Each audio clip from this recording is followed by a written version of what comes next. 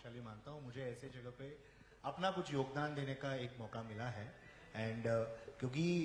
इस पूरे क्षेत्र का एक भारत का बहुत बड़ा हिस्सा जो है काफ़ी सालों से या तो अनदेखा रहा है या फिर बहुत अलग अलग तरीके से उसको किनारे कर दिया गया था। अभी समय आ गया है कि बस्तर को उस स्टेज में जाके खड़े होने का जहाँ पे यहाँ के जो आदिवासी रीति रिवाज को ध्यान में रखते हुए लोगों को आगे कैसे बढ़ाया जा सकता है, वो स्पेस अभी क्रिएट हो रहा है। और मैं अपने आप को भाग्यशाली मानता हूँ कि वो जो ट्रांसफॉर्मेशन का एक टाइम पीरियड में मैं भी इसमें शामिल था बोलने के लिए। Thank you. कितनी अच्छी बात। आईजी साहब, आपसे सवाल था मेरा। अभी कुछ देर पहले हमने नक्सलवाद को लेकर भी बात कही है और उसके खात्मे को लेकर कैसे प्रयास हो रहे हैं लगातार, ये भी हमने आपके माध्यम से जाना है। ये बात लगातार निकलकर सामने आती है कि पुलिस हमेशा ग्रामीणों के बीच, आदिवासियों के बीच समन्वय स्थापित करने की भरपूर कोशिश करती है, लेकिन अंदरूनी जगहों की जब बात आती है और हम शिक्षा को लेकर जब बात कर रहे हैं, अंदरूनी जगह पर अगर स्कूल खोले जाने के प्रयास होते हैं, जब छात्र छात्राएं अपने घर से बाहर निकलती तो कहीं ना कहीं उनके मन में काफी ज्यादा डर रहता है इस बात को लेकर कि कहीं उनके साथ में कोई दिक्कत ना आ जाए, नक्सली उन्हें पकड़ ना ले। तो ऐसे में किस प्रकार से समन्वय स्थापित किया जाता है और कैसे आदिवासियों को, चाहे ग्रामीणों को, ये समझाइश देने की कोशिश होती है कि किस प्रकार से वो निडर होकर स्कूल जा सकते हैं या कहीं और अपने रोजी रोटी के लिए वो आगे निकल सकते हैं, बढ़ सकते हैं आगे? जी, जैसा एजुकेशनल इंफ्रास्ट्रक्चर को तैयार करने के लिए बस्तर संभाग के अंतर्गत शिक्षा विभाग और जिला प्रशासन अपना तरीके से शासन के निर्देश अनुसार काम करते हैं। जो पुलिस और सुरक्षा बल, उनका प्रमुख भूमिका इसमें है जो एक सुरक्षित वातावरण निर्मित करना, ताकि बच्चे बिना किसी प्रकार का संकोच, बिना किसी प्रकार का डर स्कूल तक जा सकता है और अपना पढ़ाई को आगे ले जा सकता है। जिसके लिए महोदय द्वारा पूर्व में जैसा मैंने बताए थे, एक साजिश के तहत मतलब क्षेत्र के बच्चों को एक फॉर्मल एजुकेशन सिस्टम से दूर रखने के लिए, उनसे वंचित रखने के लिए अनेक प्रकार का जो हिंसात्मक गतिविधि का अंजाम दिया गया, स्कूल का तोड़फोड़ तक की गई थी। उसके अलावा जो स्कूल तक जाने आना रास्ता को भी ब्लॉक की गए थे। जैसा उदाहरण स्वरूप मैं ये बताना चाहूँगा, जैसा 3 साल पहले की बात है, तब हम लोग इधर से बीजापुर जिला का बासागुड़ा से लेकर जगरुंडा के बीच में रोड को बनाने के लिए जो काम प्रारंभ किए गए थे, उस दौरान हम लोग एक स्थान पर जो खड़े होकर देख रहे थे, उधर काफी बच्चे मतलब अंदर जैसा सिलगेट टेकलुगडम से बासागुड़ा जो स्कूल तक उनका आना है, जो बरसात के समय थे, नदी नाला काफी भर गए थे। वो बच्चे जैसा अपने गांव से आ रहे थे, नाला के अंदर उतर रहे थे, फिर पुनः बाहर आकर फिर अगले 400-500 मीटर में दोबारा एक और नाला रहते, जैसा जो छात्र तो मतलब अपना शर्ट वगैरह खोल कर तो मतलब अंदर उतर कर बाहर आ रहे थे। फिर जैसा सभी नाला पार करने के बाद शर्ट पहनकर वापस क्लासरूम जा रहे थे, लेकिन जो बच्चे वो भी नहीं कर पाते। काफी उनका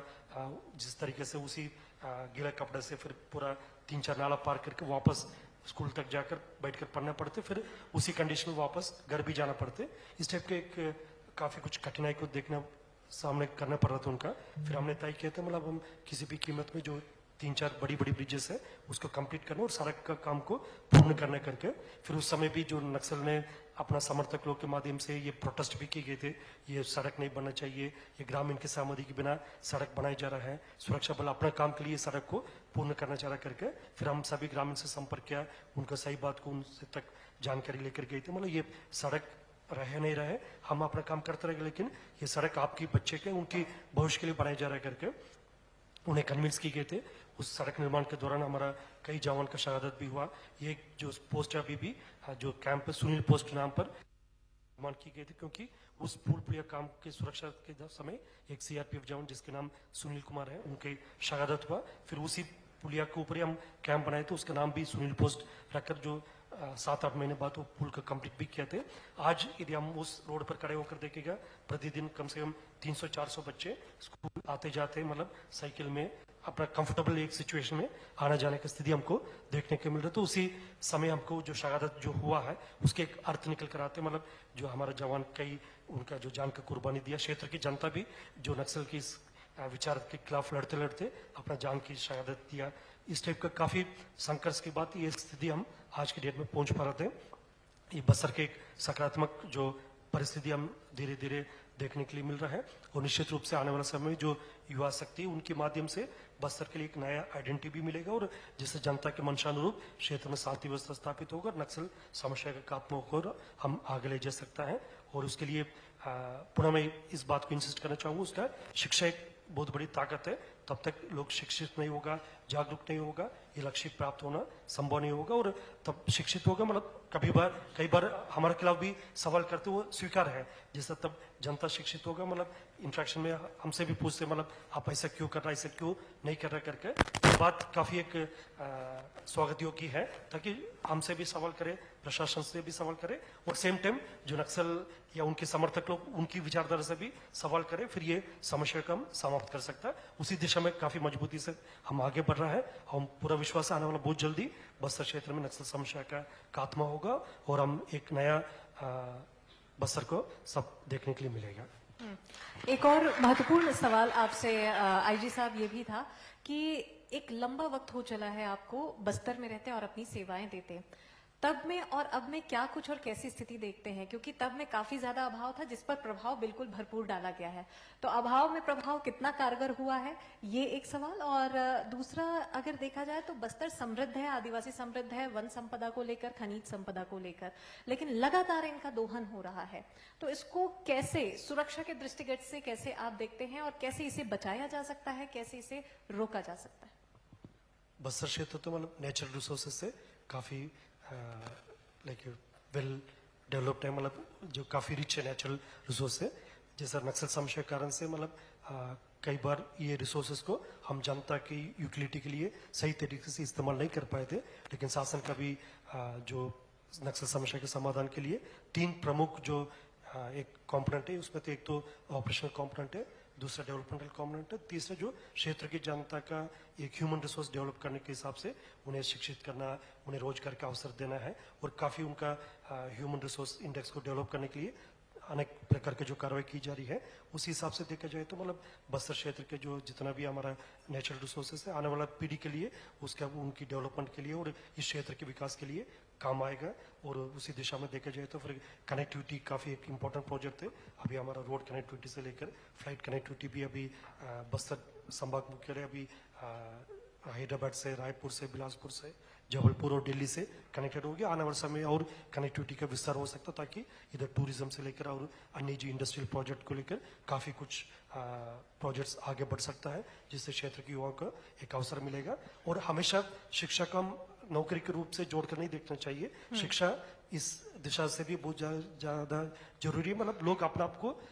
समझ सकता है, मतलब खुद की कितना कैपेबिलिटी है और क्षेत्र के क्या कुछ समस्या है, उसका समाधान कैसे ढूंढा सकता है, ये शिक्षा उसके लिए जरूरी है। मतलब नौकरी तो मतलब ठीक, कई लोग को शासकीय नौकरी मिलेगा, कुछ लोग प्राइवेट सेक्टर में काम कर सकता है, कई लोग जो कृषक रूप में भी काम करना चाहेगा, उसके लिए भी शिक्षा जरूरी है। मतलब अच्छा पढ़े लिखे किसान भी सामान्य किसान की तुलना में काफी अच्छा काम कर सकता है, अपना क्रॉप कल्टीवेशन को और बेहतर तरीके से कर सकता है और आय के साधन को और बढ़ा सकता है। इसलिए शिक्षा मतलब सिर्फ नौकरी के रूप से नहीं, अपने आप को शिक्षित करने के लिए, अपना समाज को आगे ले जाने के लिए, क्षेत्र की भलाई के लिए शिक्षा जरूरी है। इसलिए मतलब बार बार हम इस पॉइंट को इंसिस्ट करते हैं, जो क्षेत्र की जनता जितना ज्यादा पढ़े लिखे हैं और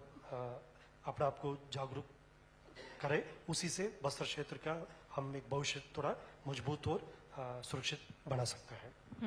एक सवाल मेरा कलेक्टर साहब से, हेलो, हाँ, एक सवाल मेरा कलेक्टर साहब से है कि हायर एजुकेशन में